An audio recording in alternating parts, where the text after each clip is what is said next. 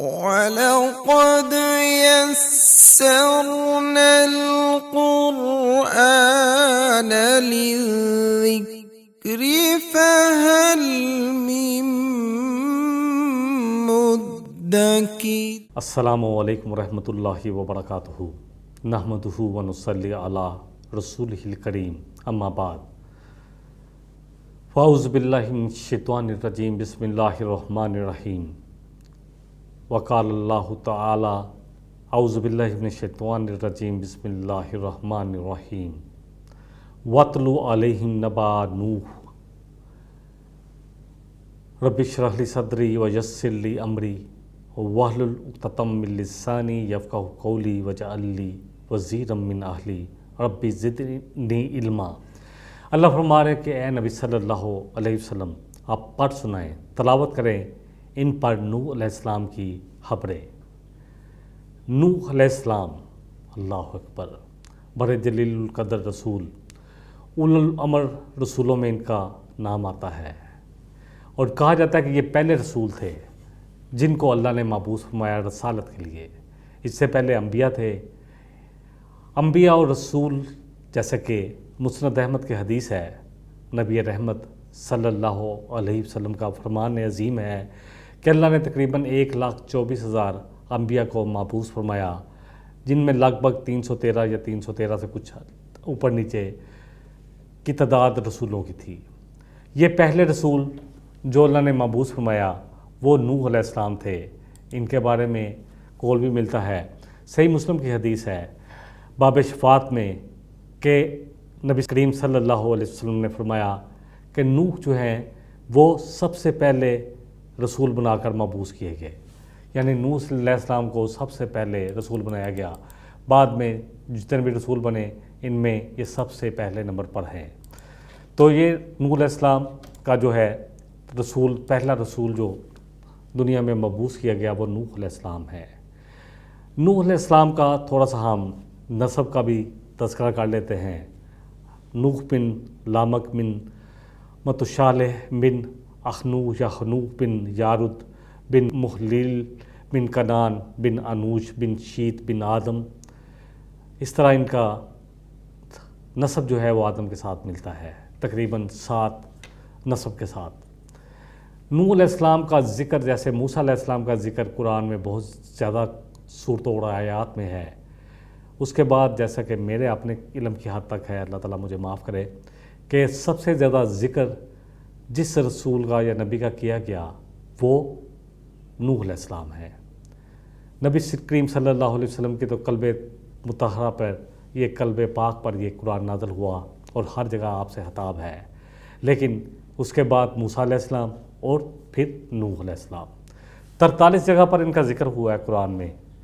جیسا کہ ہم تھوڑا سا اس پہ غور کرتے ہیں علم کے لیے۔ آل عمران کی آیت نمبر 33، النساء کی آیت نمبر 163، الانعام کی آیت نمبر 84، توبہ کی سورہ توبہ کی آیت نمبر 70، سورہ یونس کی آیت نمبر 71، سورہ ہود کی آیت نمبر 25، 32، 36، 46، 45، 48 اور 98 میں۔ سب سے زیادہ لمبا واقعہ جو آئے گا وہ سورہ الاعراف اور سورہ ہود میں آئے گا۔ پھر ایک پوری سورت سورہ نوح کے طور پر جو ہے سورہ نمبر 71 انشاءاللہ، اس میں پورے کا پورا ذکر ہی نوح علیہ السلام کا ہے۔ پھر سورہ بنی اسرائیل کی آیت نمبر 3 اور 17 میں، سورہ مریم کی آیت نمبر 58 میں، سورہ انبیاء کی آیت نمبر 76، سورہ اعراف کی آیت نمبر 59 اور 69، اور اسی طرح سورہ مومنون کی آیت نمبر 23، سورہ فرقان کی آیت نمبر 37، عشورہ کی آیت نمبر 105، 106 اور 112 میں، عنکبوت کی آیت نمبر 14 میں، سورہ احزاب کی آیت نمبر 70 میں، سورہ صفات کی آیت نمبر 75 اور 79 میں، سورہ ابراہیم کی آیت نمبر 9 میں، سورہ سعاد کی آیت نمبر 12 میں، سورہ مومن کی آیت نمبر 5 میں اور 31 میں، سورہ شورى کی آیت نمبر 13 میں، سورہ ذاریات کی آیت نمبر 42 میں، سورہ قاف کی آیت نمبر 12 میں، سورہ نجم کی آیت نمبر 52 میں، سورہ حج کی آیت نمبر 42 میں، سورہ قمر کی آیت نمبر 9 میں، سورہ حدید کی آیت نمبر 26 میں، سورہ تحریم کی آیت نمبر 10 میں، اور پھر سورہ نوح کی آیت نمبر 1، 21 اور 26، یعنی 43 مرتبہ آپ کا نام پاک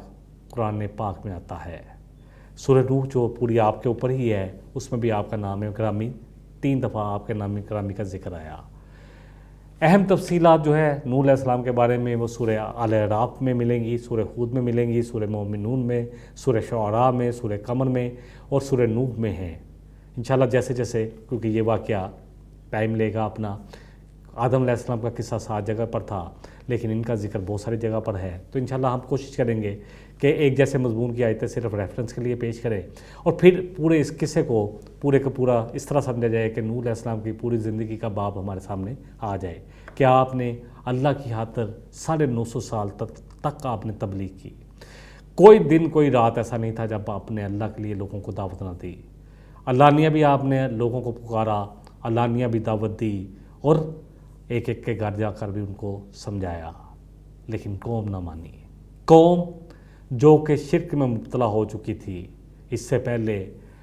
غالباً ادریس یا شیت علیہ السلام کے زمانے میں، اس زمانے میں کچھ نیک لوگ تھے جن کا نام سورہ نوح میں آتا ہے، ود، سوا، یغوث، یعوق، یہ کچھ لوگ تھے جو بڑے نیک لوگ تھے۔ پہلا شرک جو آیا وہ یہیں سے شروع ہوا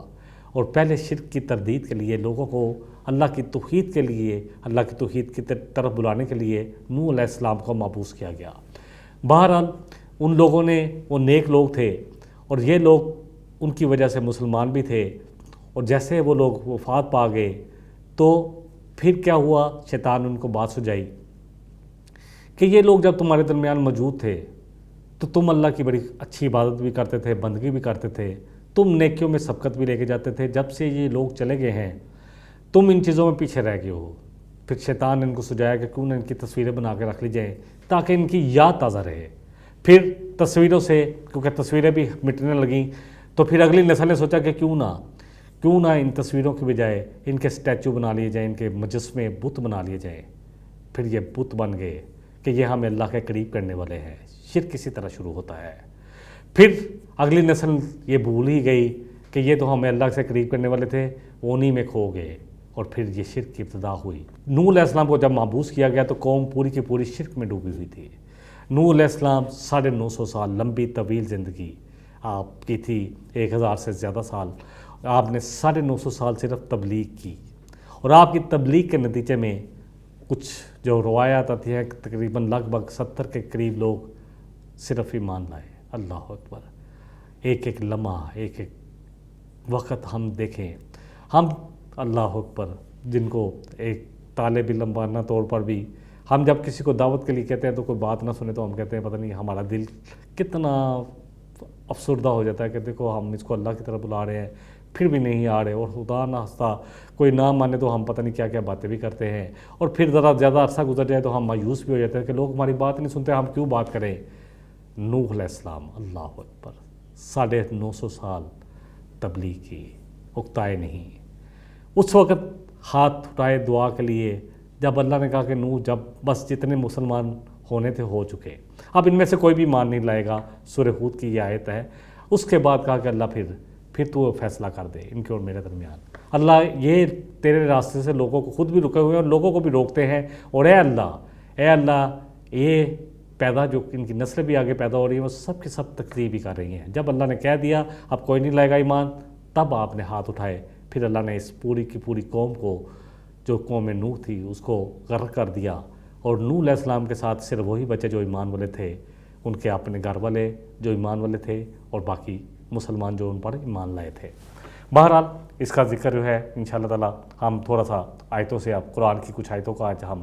کیسے اللہ نے ان کو مبعوث کیا اور کیا کام ان کے ذمہ لگایا، اس کے بارے میں ہم پڑھ لیتے ہیں تھوڑا سا قرآن سے، قرآن کے آیات سے ہم مدد لیتے ہیں۔ جیسا کہ پہلے آیت نمبر 71 جس میں نوح کا ذکر تھا، نوح علیہ السلام کا، وَاتْلُ عَلَيْهِمْ نَبَأَ نوح، آپ سے کہا گیا نبی صلی اللہ علیہ وسلم سے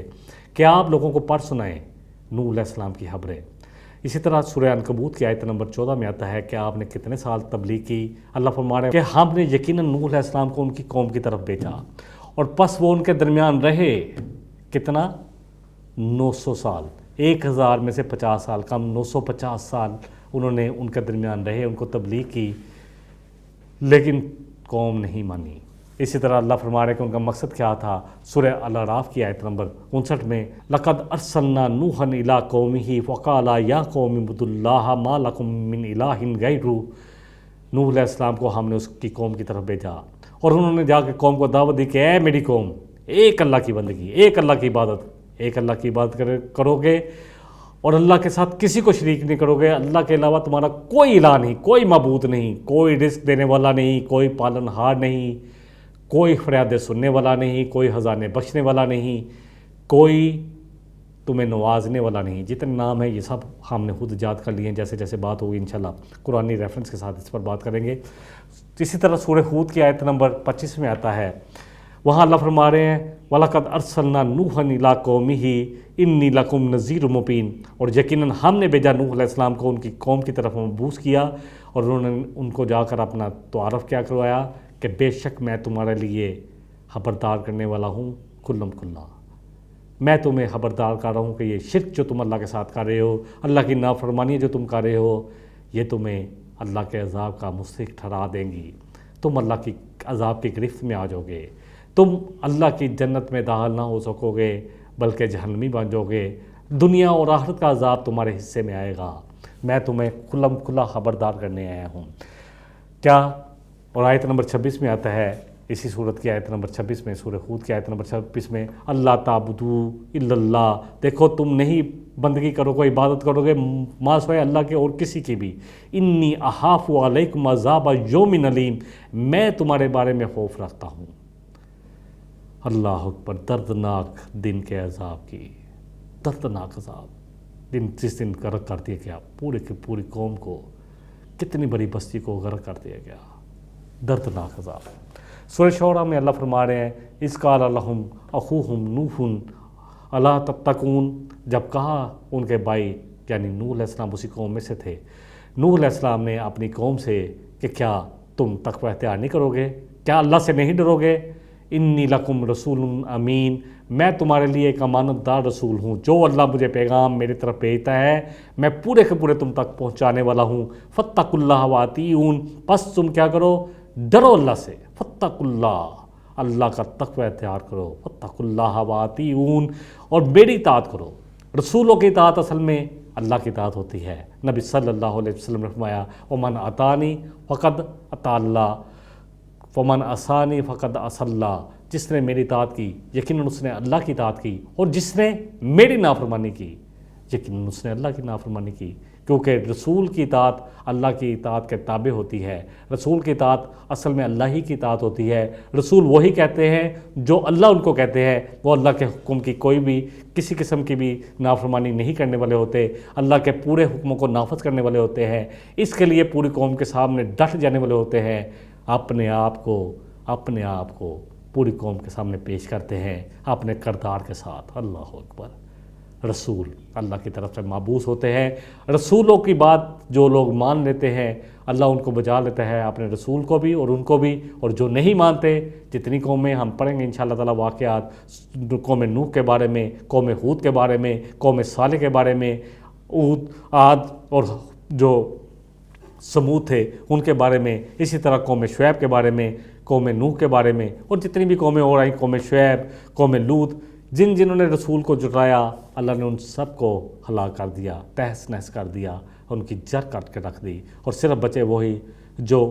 رسول کے ساتھ تھے، جنہوں نے رسول کی تصدیق کی، ان کی بات مانی، اللہ نے ان کو بچا لیا، چاہے وہ رسول کے رشتہ دار ہوں یا نہ ہوں۔ اگر رشتہ دار بھی نہیں مانے تو اللہ نے ان کو بھی اسی عذاب میں ڈال دیا جو قوم پر آیا۔ بہرحال انہوں نے کہا وما اسالکم علیہ من اجر، اور میں تم سے اس ساری دعوت کے کام میں جو میں اپنا تمہاری خیر خواہی کر رہا ہوں، تم سے کوئی اجر تو نہیں مانگتا نا، کوئی دنیا کا اجر بتا دو۔ اور یہ بات نبی صلی اللہ علیہ وسلم کے بارے میں قرآن میں کئی جگہ پہ آئی ہے کہ نبی صلی اللہ علیہ وسلم آپ نے کیا ان سے کوئی اجر مانگ لیا ہے جس کی وجہ سے یہ دبے جا رہے ہیں کہ یہ آپ کی بات نہیں مان رہے، کہ آپ نے کوئی خراج مانگ لیا ہے، ٹیکس لگا دیا ہے، کہ کہہ رہے کہ جی آپ کی بات مانیں گے تو ان پر ٹیکس لگ جائے گا۔ رسولوں کا اجر تو اللہ کے ذمہ ہوتا ہے۔ یہاں ہود علیہ السلام نے بھی یہی فرمایا ان اجریہ الا علی رب العالمین، بے شک میرا اجر تو میرے رب جو تمام جہانوں کا پالن ہار ہے اس کے ذمہ ہے۔ وہی مجھے اجر دے گا۔ اس ساری دعوت کا کام ہونا ہی صرف اللہ سے اجر کے لیے چاہیے۔ اگر اس میں دنیا شامل ہو گئی، آج بھی جو بھی دعوت کا کام کر رہے ہیں، اگر اس میں رعایا کاری شامل ہو گئی، اس میں دنیا داری شامل ہو گئی، اس میں یہ شامل ہو گیا کہ دنیا کی عزت حاصل کر لی جائے، دنیا کا مال، دنیا کا رتبہ، لوگوں سے اپنی عزت کروائی جائے، لوگوں سے اپنے ہاتھ چموائے جائے، تو یہ دعوت نہیں ہے۔ دعوت کا طریقہ وہی ہوگا جو رسول و انبیاء کا تھا۔ بہرحال، اور اسی طرح فرمایا فاتقوا اللہ واطیعون، یہ بات پہلے بھی آ چکی ہے کہ بس اللہ کا تقوی اختیار کرو اور میری اطاعت کرو۔ نوح علیہ السلام کے بارے میں جو پوری مکمل صورت ہے، وہ سورہ نوح جو ہے اس کے بارے میں انشاءاللہ تعالی ہم پڑھیں گے۔ وہاں پہ اللہ فرما رہے ہیں نوح علیہ السلام کے بارے میں، جیسے کہ آ رہا ہے سورہ نوح کی آیت نمبر 1 سے 3 تک، انا ارسلنا نوحا الی قومہ ان انذر قومک من قبل ان یأتیہم عذاب علیم۔ اللہ فرما رہے ہیں کہ یقیناً ہم نے بھیجا، بے شک ہم نے بھیجا نوح علیہ السلام کو ان کی قوم کی طرف کہ تو خبردار کر اپنی قوم کو اس سے پہلے کہ ان پر دردناک عذاب آ جائے۔ قالا یا قوم انی لکم نذیر مبین، کہنے لگے کہ دیکھو اے میری قوم، میں تمہارے لیے واضح طور پر خبردار کرنے والا بنا کر بھیجا گیا ہوں۔ ان اعبدوا اللہ واتقوہ واطیعون، کیا کرو؟ وہی بات، بار بار ایک بات، اس لیے کہ یہی دعوت کا سب سے بڑا پیغام ہے، لوگوں کو اللہ کے ساتھ جوڑنا اور رسولوں کی اطاعت کی طرف لانا۔ اللہ کا تقوی اختیار کرو اور میری اطاعت کرو، میں تمہارا رسول ہوں، مجھے اللہ نے رسول مبعوث کیا ہے، لہٰذا تم میری اطاعت کرو گے۔ اسی طرح سورہ انبیاء کی آیت نمبر 25 میں آتا ہے وما ارسلنا، جتنے بھی رسول نبی آئے، جتنے بھی رسول، سب نے آ کے اپنی قوموں کو ایک ہی پیغام دیا، ایک اللہ کی بندگی، جو اللہ چاہتا ہے وہی کرو گے، اللہ کی نافرمانی نہیں کرو گے۔ رسول جو تمہیں اللہ کی شریعت اور اللہ کی کتاب جن کے پاس آتی ہے یا اللہ کے صحیفے آتے ہیں، جو تمہیں اسی طرف بلاتے ہیں جس طرف اللہ چاہتے ہیں، ان کی اطاعت کرو گے۔ سورہ الانبیاء میں اللہ نے اس بات کو کلیئر کیا ہے، آیت نمبر 25 ہے وما ارسلنا من قبلک من رسول، اے نبی صلی اللہ علیہ وسلم، ہم نے جتنے بھی رسول آپ سے پہلے مبعوث کیے، بھیجے، الا نوحی الیہ، مگر ان سب کی طرف یہی وحی کیا گیا، انہ لا الہ الا انا، کہ میں ہوں، میں ہی ہوں، میرے علاوہ کوئی الہ نہیں، فاعبدونی، بس ان کو چاہیے کہ میری ہی عبادت کریں، میری ہی بندگی کریں۔ اور یہ بات اللہ نے سورہ نحل کی آیت نمبر 36 میں بھی فرمائی، جس میں اللہ فرما رہے ہیں وَلَقَدْ بَعَثْنَا فِي كُلِّ أُمَّةٍ رَسُولًا، اور یقیناً ہم نے ہر امت میں، جہاں بھی کوئی بڑا شہر، بڑی لوگ تھے، وہاں اللہ نے رسول بھیجا، ہر جگہ رسول مبعوث کیا، ان اعبدوا اللہ واجتنبوا الطاغوت، تاکہ ایک اللہ کی عبادت کی جائے، طاغوت سے بچا جائے۔ طاغوت ہر وہ چیز جو اللہ سے دور کرتی ہے، اللہ کی بندگی سے، اللہ کی عبادت سے دور کرتی ہے۔ ہم خود ہی اندازہ کر لیں کہ کون چیزیں یا کون سے رشتے ہیں جو ہمیں اللہ سے دور کرتے ہیں، کون سے ادارے ہیں جو ہمیں اللہ سے دور کرتے ہیں، کیا ہمارے مصروفیات ہیں جو ہمیں اللہ سے دور کرتی ہیں، کون سی چیزیں ہیں، کیا ہمارا موبائل ہمیں اللہ سے دور کرتا ہے تو یہ بھی طاغوت ہے، کوئی ادارہ جو کہ سود پہ کام کر رہا ہے تو یہ بھی طاغوت ہے، چاہے بیوی کو شوہر روکے یا شوہر کو بیوی روکے تو یہ بھی ایک دوسرے کے لیے طاغوت بن جائیں گے۔ کوئی رشتہ داری انسان کے آ رہے ہیں کہ اللہ کے حکم کو چھوڑو، ہماری بات مانو، ہم جو کہتے ہیں کرو، تو وہ بھی طاغوت بن جاتے ہیں۔ تو کیا کہا گیا کہ اللہ کی بندگی، اللہ کا حکم مانا جائے گا، اور طاغوت، جتنے بھی طاغوت ہیں جو اللہ سے دور کرنے والی چیزیں ہیں، اللہ سے دور کرنے والے رشتے ہیں، اللہ سے دور کرنے والے جو کچھ بھی ہے تمہارے پاس، اس سے بچو۔ اللہ فرمایا پس ان میں سے کچھ تھے جنہوں نے ہدایت کو قبول کیا، اور ان میں کچھ ایسے تھے جن پر گمراہی ثابت ہو کر رہ گئی۔ اللہ اکبر، اللہ کا تو کام ہی یہی ہے کہ اللہ دونوں راہ دکھا دیتے ہیں۔ انا ہدیناہ السبیل اما شاکرا و اما کفورا، اللہ فرما رہے ہیں ہم نے دونوں راہیں دکھا دی، یہ ہدایت کی راہ ہے، یہ ضلالت والی راہ ہے۔ جب تم اللہ اور اس کے رسول کی سنت پر چلو گے، ان کی باتوں کے مطابق چلو گے تو یہی ہدایت ہے، اور جب اس کے خلاف چلو گے، اپنے طور پہ دین میں ایڈیشن کرتے رہو گے، تو یہی تو گمراہی میں لے کے جانے والی چیز ہے۔ کلو، دیکھیں ہر چیز جو بدعت ہے وہ کیا ہے؟ ہر وہ چیز، نئی چیز جو دین میں داخل کی جائے، اور ہر بدعت ضلالت کی طرف لے کے جاتی ہے، اور پھر گمراہی جو ہے وہ جہنم کی طرف لے کے جانے والی ہے۔ ہر خطبے میں یہ بات پڑھی جاتی ہے، ہمیں شاید سمجھ نہیں آتی، عربی بات کو سمجھ نہیں پاتے، اور ہم سمجھتے ہیں کہ ہم جو کر رہے ہیں وہ دین کا کوئی ایڈیشن تھوڑا ہے۔ اللہ اکبر، ہم سب کو یہ بات سمجھنی پڑے گی کہ دین مکمل ہو گیا، نبی کریم صلی اللہ علیہ وسلم کی ذات پر۔ صحابہ نے، جو صحابہ ہیں آپ صلی اللہ علیہ وسلم کے ساتھی صحابہ نے اس پر عمل کر کر دکھا دیا۔ پھر خلفائے راشدین پر آپ نے فرمایا کہ کیا کرنا ہے، پوچھا گیا، آپ نے فرمایا کہ لعنت ہو، یہود پر ان کے 71 فرقے ہوئے، لعنت ہو، اللہ کی رحمت سے دور ہوئے نصارہ، ان میں 72 فرقے ہوئے، اور میری امت کے 73 ہوں گے، سوائے ایک کے سب کے سب جہنم میں جائیں گے۔ اللہ اکبر، بڑی لرزا دینے والی حدیث ہے۔ اور اس طرح ایک اور حدیث میں پوچھا گیا کہ وہ کون سا ہوگا فرقہ، وہ کون سا گروہ ہوگا، فرمایا وما انا علیہ و صحابی، جو مجھ پر ہوں گے، میری سنت پر ہوں گے، وما انا علیہ و صحابی، جو میری سنت پر ہوں گے اور میرے صحابہ کی سنت پر ہوں گے۔ اور اسی طرح آپ نے فرمایا کہ تم پر لازم ہے کہ تم میری سنت کو بھی پکڑو اور خلفائے راشدین کی سنت کو بھی پکڑو۔ تو خلفائے راشدین نے جس میں بھی انتظامی طور پر جو بھی احکامات دیے ان کو بھی پکڑنا ہمارے لیے لازم ہے۔ تو اصل بات ہے طاغوت سے بچنا۔ اللہ فرما رہے ہیں کہ ان میں سے کچھ لوگ تھے جن کی طرف رسول آئے، جنہوں نے ہدایت کے راستے کو اپنایا، اور زیادہ لوگ وہی تھے جو گمراہی کی طرف چلے، ضلالت کی طرف چلے۔ فسیروا فی الارض فانظروا کیف کان عاقبۃ المکذبین، بس زمین پر گھوم پھر کر دیکھ لو کہ کیا انجام ہوا ان لوگوں کا جو اللہ کو جھٹلا رہے تھے، اللہ کی باتوں کو، اللہ کی کتابوں کو جھٹلا رہے تھے، اللہ کے رسولوں کو جھٹلا رہے تھے، یوم آخرت کو جھٹلا رہے تھے، اللہ سے ملاقات کو جھٹلا رہے تھے۔ ان کا انجام کیا ہوا؟ زمین پر گھوم پھر کر دیکھ لو، تمہیں نظر آ جائے گا کیسے کیسے ترقی یافتہ تھے، کتنی ترقی تھی، بڑی بڑی میخوں والا۔ اللہ اکبر، فرعون کیا ہوا اس کے ساتھ؟ اللہ نے اس کو اس کی آل کے ساتھ غرق کر دیا۔ کیا ہوا عاد کے ساتھ جو بڑے بڑے احرام بناتے تھے؟ اللہ اکبر، بڑی بڑی یادگار بناتے تھے، بڑی بڑی بلڈنگیں، اللہ نے ان کی ساری ٹیکنالوجی کو تباہ و برباد کر دیا۔ کیا ہوا سمود کے ساتھ جو پتھروں میں، پہاڑوں میں گھر تراشتے تھے؟ اللہ اکبر، ان کے ساتھ کیا ہوا؟ آج بھی پڑا ہوا ہے ان کا سب کچھ۔ آج بھی اگر آپ دیکھیں، نبی صلی اللہ علیہ وسلم جب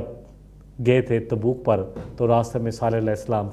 کا وہ جگہ جہاں ان کی قوم آباد تھی، وہ کنواں بھی دیکھا گیا جس کی طرف اشارہ تھا کہ ایک دن اس سے ناقت اللہ یا ناقت اللہ جو ہے وہ پیے گی پانی، اور ایک دن باقی لوگوں کے لیے ہے۔ پھر ان لوگوں نے جب اللہ کی بات کو جھٹلایا تو ایسے ظالموں کا کیا انجام ہوا، یہ دیکھ لو زمین پر چل کر۔ اللہ فرما رہے ہیں سورہ عنکبوت میں، ان میں سے کسی کو ہم نے غرق کر دیا،